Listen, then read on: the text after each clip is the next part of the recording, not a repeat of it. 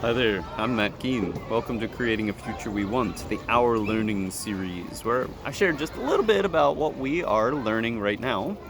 Me learning with my 5-year-old and 9-year-old.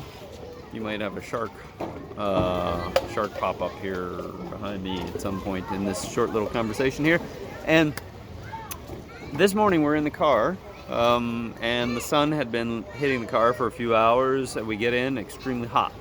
And we start chatting about, I introduced the topic because I wanted to keep it light this morning, climate change. We're talking about it a little bit because we're having a lemonade stand in the upcoming weekend where a portion of the proceeds will be donated to Solar Sister, which is an organization that is doing work for folks most impacted by the climate crisis in a variety of countries in Africa. So Greta Thunberg donated 50,000 euros to this group recently, and we're sort of following her lead, assuming the research on who they're donating to was thorough, and yeah, all of that. So it's extremely hot today. For us, 35 to 40 degrees Celsius, in the 90s Fahrenheit. The air quality for us here is terrible today. The EPA particulate matter 2.5 air quality index is like 150 or 200, which is in between there, which is really bad for us, and sensitive groups are definitely at much higher risk for issues. So we're in the car. Everybody's telling me it's extremely hot. Like, seatbelt. Hey, Dad, the seatbelt is way too hot. Turn on the AC. I'm like, look, hold on a second. See how hot it is here? Look at this windshield.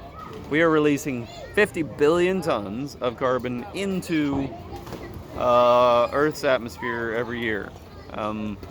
That is accumulating in the atmosphere, and it's allowing radiation to get to the surface of Earth or penetrate through the atmosphere, but it's not allowing as much to get out as would have gotten out of the atmosphere if you didn't have the greenhouse gases accumulating.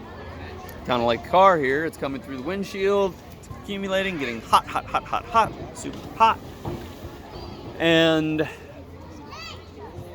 now there's a difference, right? They were saying, I was like, girls, you're saying, turn on the AC, let's go, cool it down. Well, the deal is, right, in a lot of places in the world, there is not that optionality. We have a high degree of optionality here where we are.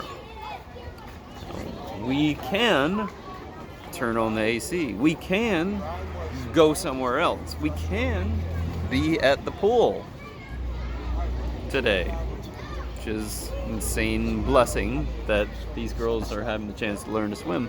Safe place, clean water. Grateful for this. We have a high degree of optionality. A lot of the folks that, for instance, Solar Sister is serving, or who Greta Thunberg is working for, do have a very low degree of optionality. When it's getting hotter and hotter, they are not able to pick up and drive away. They may not have enough energy for clean water, for refrigeration, for light, for cooking. They may be using wood or charcoal or some other, or kerosene to cook or heat their homes, which is very bad. It creates very terrible indoor air quality. And this is why we are honoring them with our extremely modest donation from our lemonade stand in the upcoming weekend. I'm Matt Keene. Thanks for visiting Creating a Future We Want, the Our Learning series. What is your vision for optionality for these folks in the coming decades?